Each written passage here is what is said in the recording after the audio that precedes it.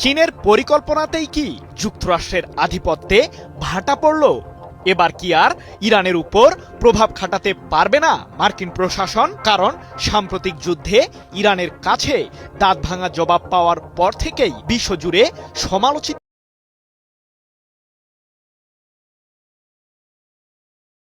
হচ্ছেন মার্কিন president Donald Trump.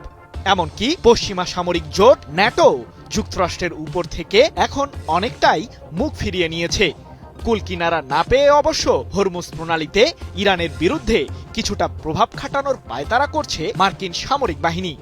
কিন্তু ইরানের রণকৌশল আর চীনের পরিকল্পনার সামনে কি টিকতে পারবে যুক্তরাষ্ট্র? নাকি মধ্যপ্রাচ্য থেকে এবার রীতিমতো লেজ গুটিয়ে পালাতে হবে মার্কিন সামরিক বাহিনীকে? ইরানের বিরুদ্ধে যুদ্ধে জড়িয়ে উল্টো বিপদে পড়েছেন মার্কিন প্রেসিডেন্ট ডোনাল্ড ট্রাম্প।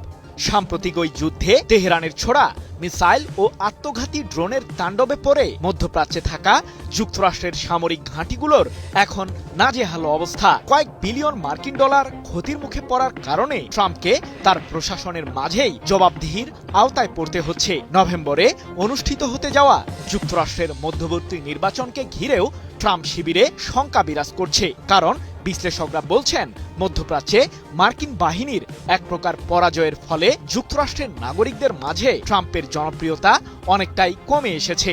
প্রশ্ন হলো, যুক্তরাষ্ট্রকে ঘায়েল করে নতুন বিশ্ব ব্যবস্থা কি গড়তে পারবে চীন?